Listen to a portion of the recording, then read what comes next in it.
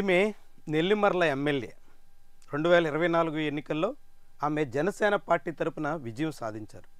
ప్రస్తుతం నెల్లిమర్ల నుంచి ప్రాతినిధ్యం వహిస్తున్న ఈ ఎమ్మెల్యే వివిధ స్థానిక సంస్థలకి చెల్లించాల్సిన పన్ను బకాయిలు కట్టడం లేదు.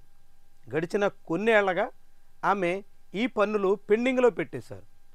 ముఖ్యంగా అధికారంలోకి వచ్చిన తర్వాత అయితే అసలు చెల్లించడానికి ససేమిరా అంటూ దీంతో ఎమ్మెల్యే లోకం మాధవి తీరు మీద పంచాయతీ సర్పంచులు ఆందోళన వ్యక్తం చేయాల్సి వచ్చింది.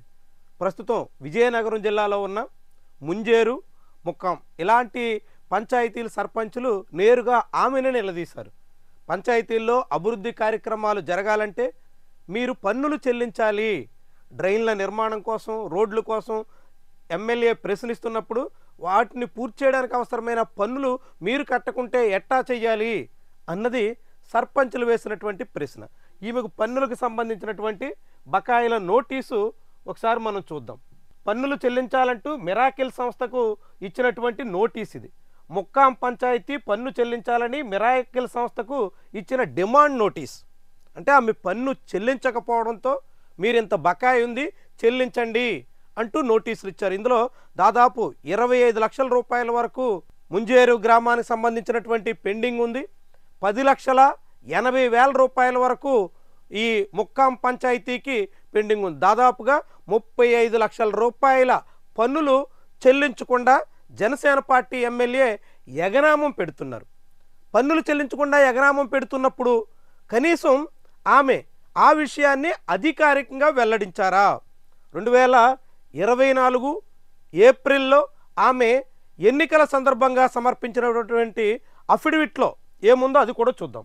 ఇది లోకం మాధవి ప్రస్తుతం ఎమ్మెల్యేగా ఉన్న ఆమె 2024 సాధారణ ఎన్నికల్లో నెల్లిమర్ల అసెంబ్లీ నియోజకవర్గం నుంచి పోటీ చేస్తున్నప్పుడు ఎన్నికల కమిషన్కి సంబంధించినటువంటి అఫిడవిట్. ఈ అఫిడవిట్ ప్రకారంగా ఆమె భారీగా ఆస్తులు చూపించారు. ఆమె కుటుంబానికి సుమారుగా 850 కోట్ల రూపాయల వరకు ఆస్తులున్నాయి అన్నట్టు చూపించారు. రాష్ట్రంలోనే అత్యధిక ఆస్తులు సమర్పించినటువంటి నేతల్లో ఆమె ఒకరు. అంత ధనవంతురాలైనటువంటి నాయకురాలిగా జనసేన పార్టీ తరపున ఆమె బరిలో దిగారు, గెలిచారు. ఇదే సందర్భంలో అఫిడవిట్లో ఖచ్చితంగా ఆమె సంబంధించినటువంటి అన్ని రకాల అంశాలు పొందుపరచాల్సి ఉంటుంది.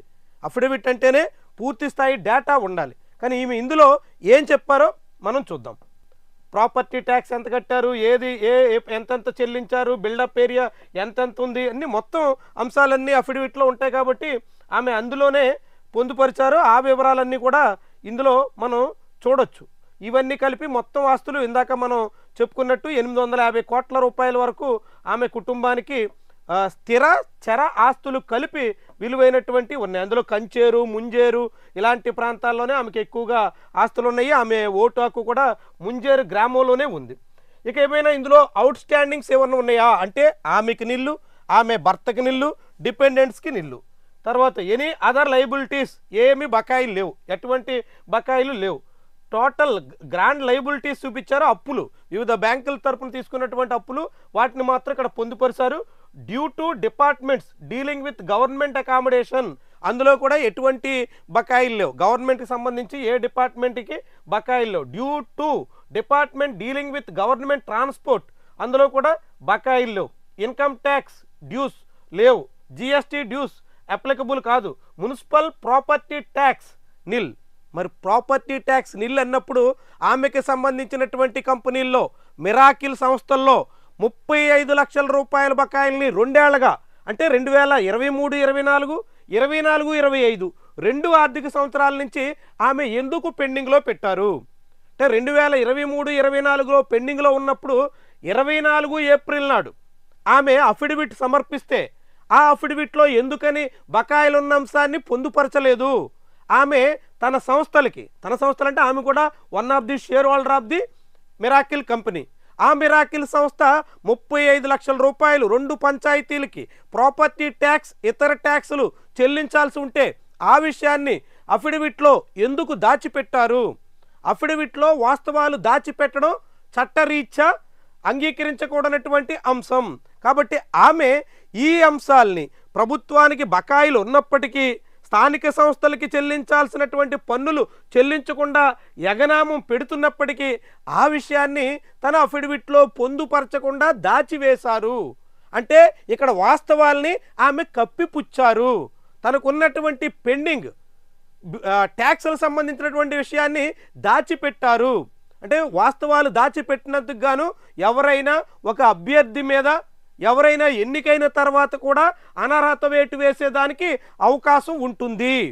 గతంలో కూడా మడకసిరి నుంచి గెలిచినటువంటి ఎమ్మెల్యే తనకు సంబంధించినటువంటి కేసు వివరాలు ఒకటి కర్ణాటకలో ఉన్నటువంటి పాత కేసు వివరాల్ని అఫిడవిట్లో పొందుపరచకపోయినందుకు గాను ఆయన మీద అనర్హత వేటేసినటువంటి అనుభవం 2018లోనే ఆంధ్రప్రదేశ్లో ఉంది.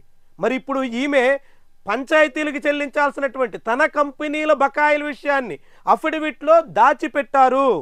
అఫిడవిట్లో ప్రస్తావించకుండా మొత్తం ఎటువంటి ట్యాక్స్ డ్యూస్ లేవని అవాస్తవం చెప్పారు.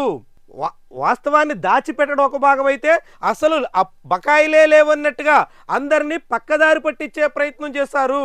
కాబట్టి ఈమె మీద కూడా అనర్హత వేటు వేసేదానికి అవకాశం ఉంటుంది.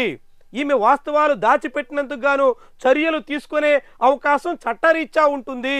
మరి ఆమె మీద ఫిర్యాదు చేసేదెవరు? ఆమె ఎందుకని వాస్తవాలు దాచిపెట్టారని నిలదీసేదెవరు? ఎవరైనా నిలదీస్తే ఇప్పుడు జనసేన పార్టీ ఎమ్మెల్యే లోకం మాధవి చిక్కుల్లో పడే ప్రమాదం ఉంటుంది. ఇప్పటికే పంచాయతీ సర్పంచులు ఆమె నేరుగానే ప్రశ్నించారు, బకాయిలు ఎందుకు కట్టట్లేదు అని. ఆమె అక్కడ నీళ్లు నమ్మలేరు. సో ఆమెకు బకాయిలు ఉన్నట్టు తేలింది. బకాయిలకి డిమాండ్ నోటీస్ కూడా ఇచ్చారు. అంటే ఆమె అనివార్యంగా బకాయిలు చెల్లించక తప్పని పరిస్థితి ఉంది. అయినా సరే బకాయిలు ఇప్పుడు అధికారాన్ని ఉపయోగించుకుని దాటవేస్తున్నారు.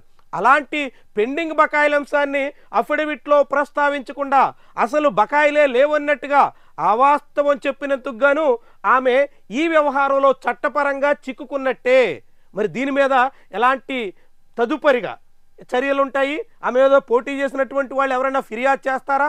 ఫిర్యాదు చేస్తే అప్పుడు ఎలాంటి పరిణామాలు ఉత్పన్నమవుతాయి అన్నది మాత్రం ఆసక్తికరం. ప్రస్తుతానికి ఒక బాధ్యత కలిగినటువంటి ప్రజాప్రతినిధిగా, ఎమ్మెల్యేగా, జనసేన పార్టీ నేతగా ఉన్నటువంటి లోకం మాధవి తక్షణమే తమ పంచాయతీలకి, స్థానిక సంస్థలకి బకాయిలు చెల్లించి తన నాయకుడే ప్రాతినిధ్యం వహిస్తున్న పంచాయతీరాజ్ గ్రామీణాభివృద్ధి శాఖల విషయంలో బాధ్యతగా వ్యవహరించాల్సినటువంటి అవసరం చాలా ఉంది. మరి అలాంటి ప్రయత్నం లోకం మాధవి చేస్తారా, లేకుంటే చట్టపరంగా ఇలాంటి చిక్కులు కొని తెచ్చుకుంటారా? చాలా కీలకమైనటువంటి అంశం.